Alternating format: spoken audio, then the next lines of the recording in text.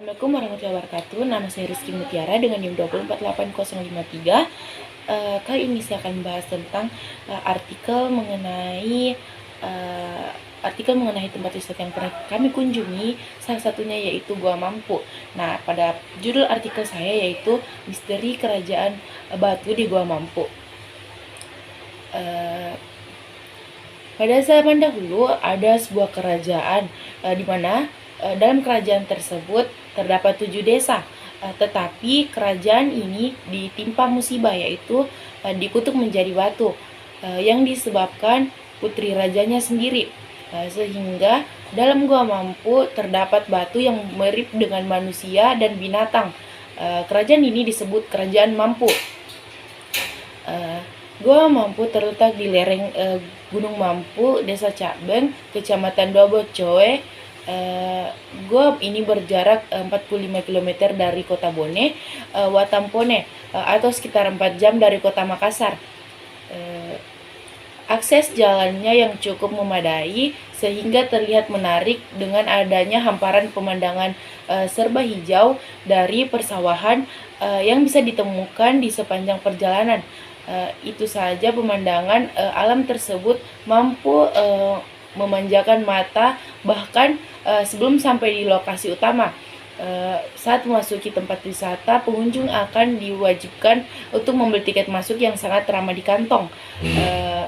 Dapat dikatakan demikian lantaran tiket masuk hanya berkisar 10 ribuan saja, sedangkan untuk kendaraan roda 4 dikenakan sekitar 30.000 rupiah. Selain dari harganya yang tidak menyiksa kantong, para pengunjung pun bisa puas menikmati panorama yang indah, dan kemudian tersebut banyak dikunjungi wisatawan.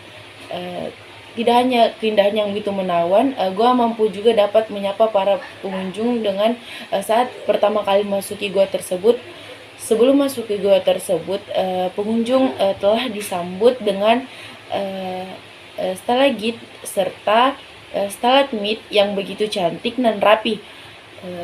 Namun jika diperhatikan, gua itu yang sekitar 2000 meter memang serupa dengan perkampungan.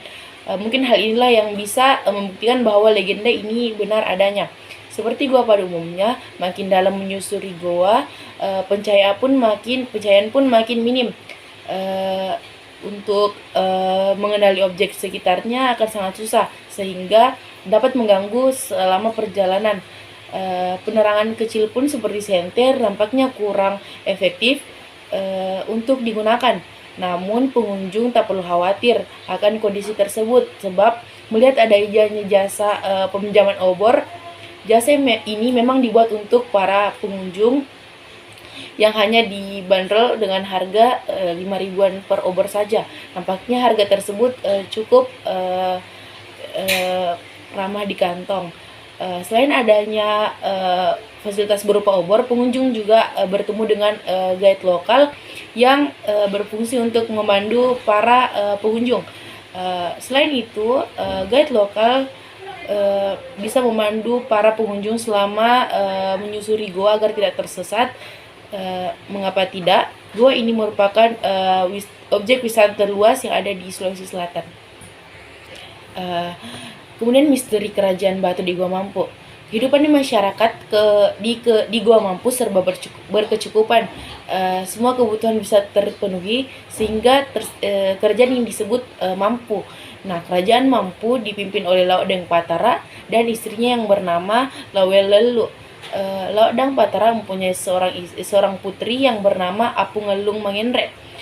Putri ini dikenal tidak pernah keluar rumah dan tidak pernah menginjakkan kakinya di tanah. Orang Bugis biasanya menyebut anak dara melebi.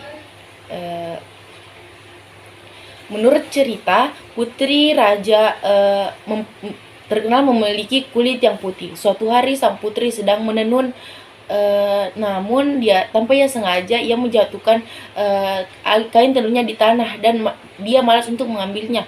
Putri pun berteriak dan berkata, "Siapa yang bisa mengambil alat tenunku di tanah? Jika dia laki-laki, akan kujadikan seorang suamiku. Jika dia wanita, akan kujadikan seorang istri."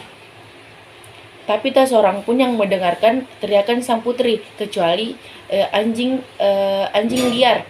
Anjing jantan liar itu bernama Bolong Lasareweng. Anjing pun mengambilkan alat tenun sang putri yang jatuh di tanah. Betapa terkejutnya sang putri bahwa yang mengambilkan alat tenun tersebut adalah seekor anjing jantan. Mengapa anjing tersebut bisa mengerti perkataan putri? Putri mengatakan, mustahil jika saya menikahi seekor anjing jantan. Dan saat itu juga Putri mengingkar janjinya dan menunjuk kepala anjing dan mengatakan bahwa mengapa di dahimu ada batu yang menempel.